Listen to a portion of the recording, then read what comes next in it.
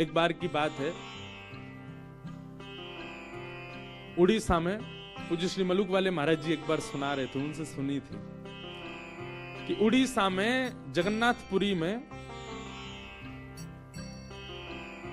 लक्ष्मी जी भ्रमण कर रही थी, जगन्नाथ भगवान की पत्नी लक्ष्मी, और पूरी क्षेत्र में भ्रमण करते करते उन्होंने देखा कि मैं किस पर कृपा करूं।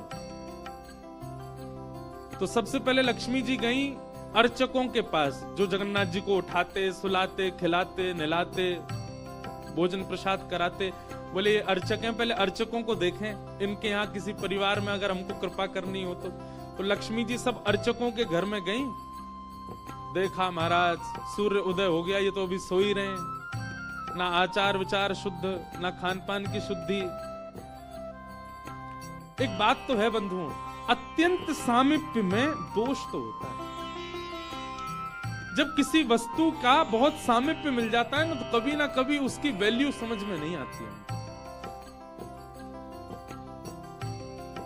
ये हम अपने ऊपर भी कह रहे हैं, हम भी लाल जी के बहुत समीप रहते हैं ना, तो कभी कभी ऐसा होता है कि कहीं पर अव्यवस्था होती है, कहीं कथा में गए वहां थोड़ी सी अव्यवस्था है, लाल जी के अनुकूल नहीं है। जैसे कि लाल जी को देसी गैया का दूध ही आता है, जर्सी का नहीं आएगा, बाजार का नहीं आएगा। पर कई जगह ऐसे लोग हैं कथा कराने वाले, वो नहीं करते व्यवस्था, या व्यवस्था वहां कई बार होती भी नहीं।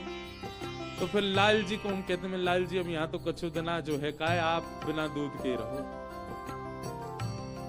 जबकि होना क्या चाहिए, चाहे जो हो जाए, चाहे 20 किलोमीटर दूर से आए, लाल जी के लिए दूध आना चाहिए, बिना दूध के नहीं रहते।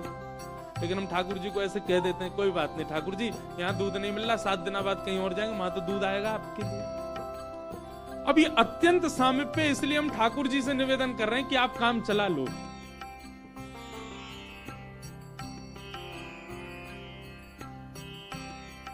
महाराज जब नया नया ब्याह होता है ना घर की लाली का, तो दामाद जी पहली बार जब घर आते हो, दामाद जी कोई डिमांड कर दें कि ये मिठाई खानी है, तो सारे जितने घर के साले होते हैं, घर के बड़े, वो 50 किलोमीटर भागते हैं, जीजा जी के लिए लेके आना है, उन्होंने मांगा है। और वही दामाद जी 10 साल बाद आके कुछ कहे, बोले अब जीजू रहने दो, क्या करोगे खा के।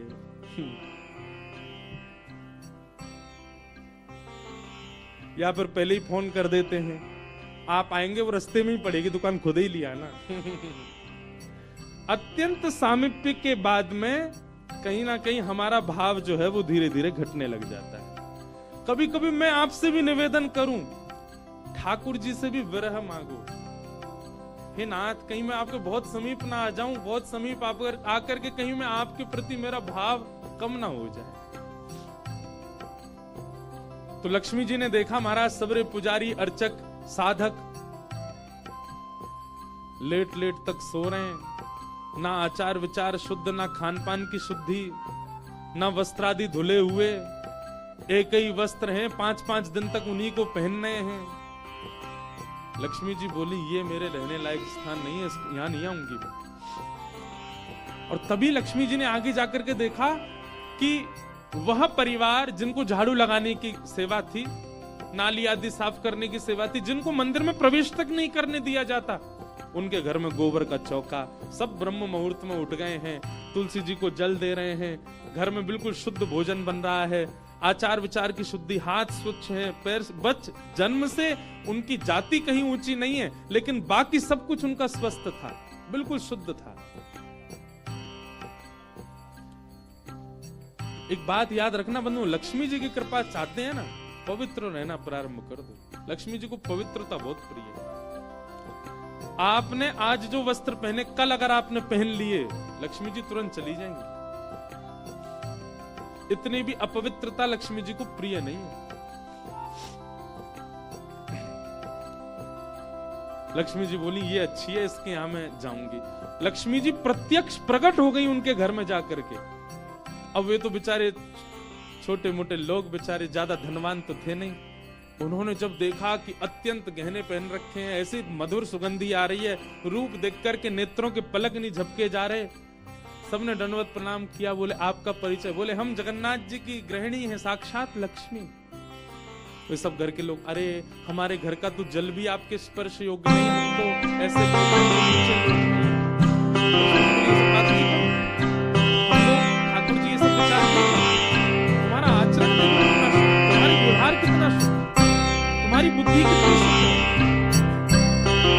और सुनो, चौकी लगाओ, जो भी घर में बना है प्रत्यक्ष थाल में पधराओ, तुम्हारे यहाँ प्रसाद पाकर के जाओ।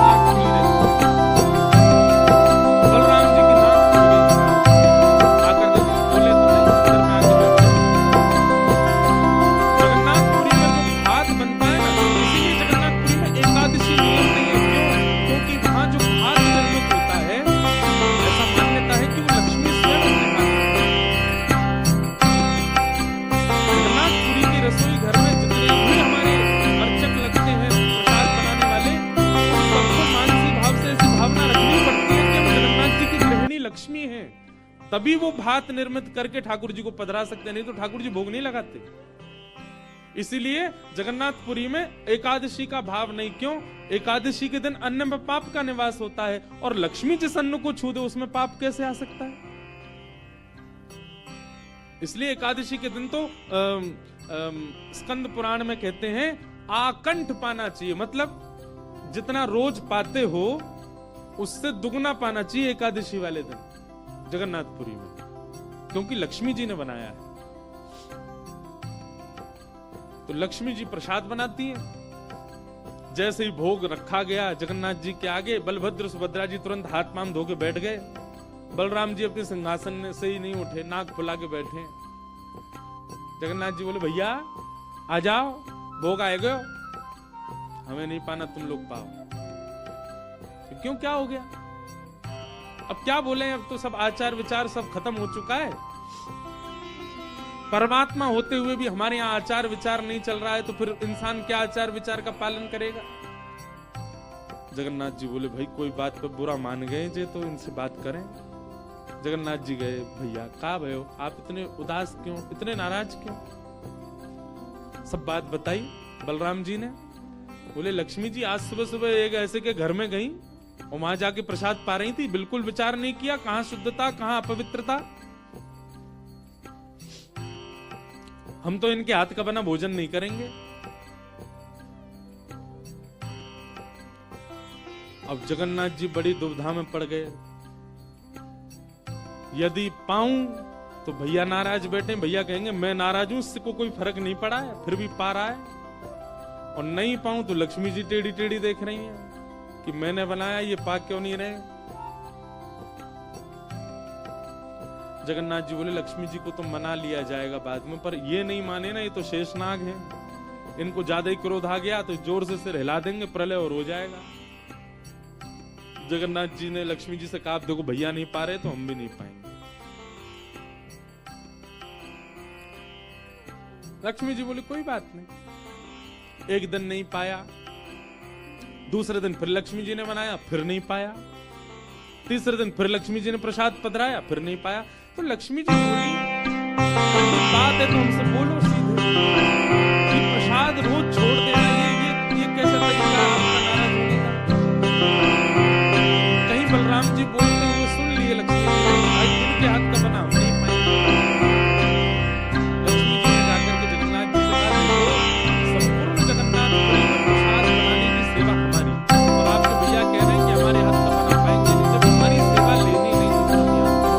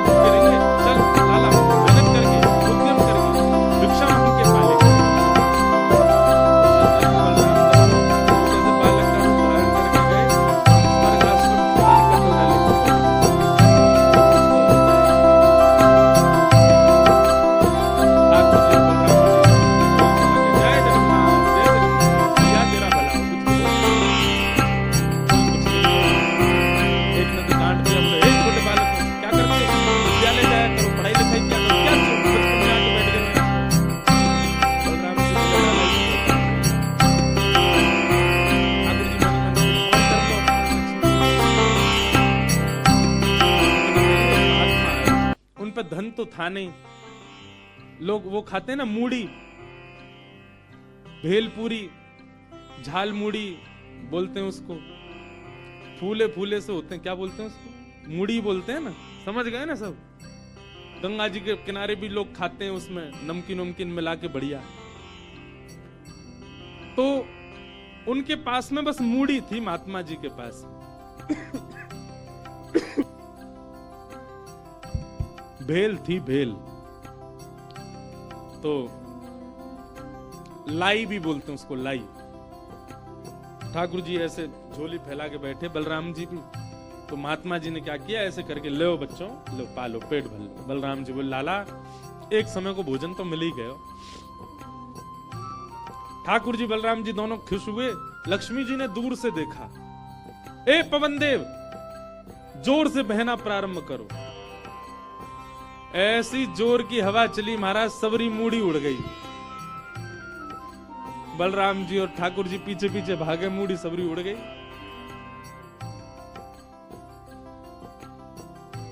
बलराम जी बोले, लाला ये क्या हो गया? बोले, भैया हम संकोच में कुछ कहते नहीं, आप बड़े भैया हो, पर हम एक बात कहें, ये लक्ष्मी के बिना सवाल हो रहा है हमारा। ठीक है बहू है, आपने समझा देते, आप भी बिल्कुल नाक फुला के बैठ गए, गुस्सा है के बैठ गए, चली गई बेचारी।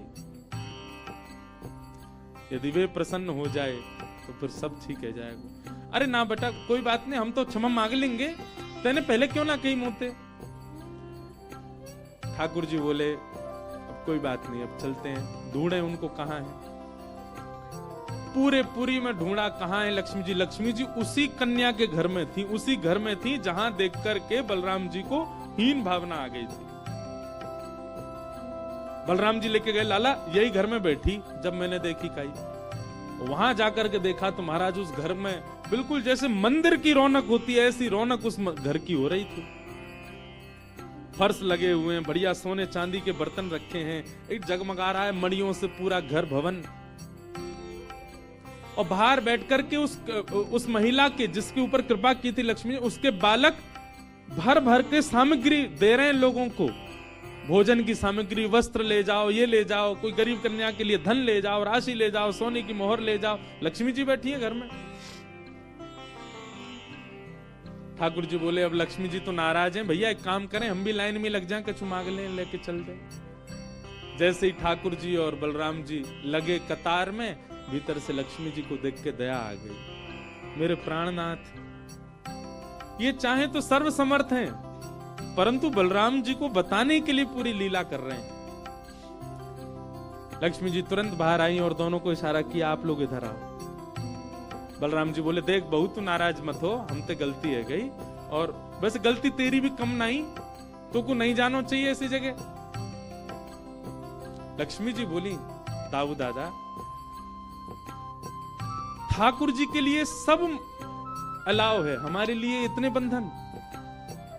वे किसी भी भक्त पर कृपा करने जा सकते हैं, वहां पर जात पात नहीं देखी जाती, वहां पर यह नहीं देखा जाता कि भजने वाला कौन है, ब्राह्मण है, क्षत्रिय, वैश्य कौन है, सब पर वो अनुग्रह कर सकते हैं। तो फिर हमारे ऊपर इतनी रोक टोक क्यों? और किसी के जन्मगत व्यवहार से उसका पूरा जीवन नहीं आंकना चाहिए, उसके स्वभाव व्यवहार से देखना चाहिए कि वो है कैसा।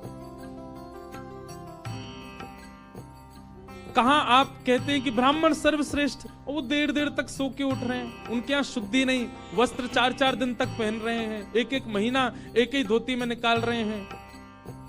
आप कह रहे हैं कि वो श्रेष्ठ, और ये लोग जो इतनी पवित्रता का ध्यान रखते हैं, इन पर कृपा ना हो।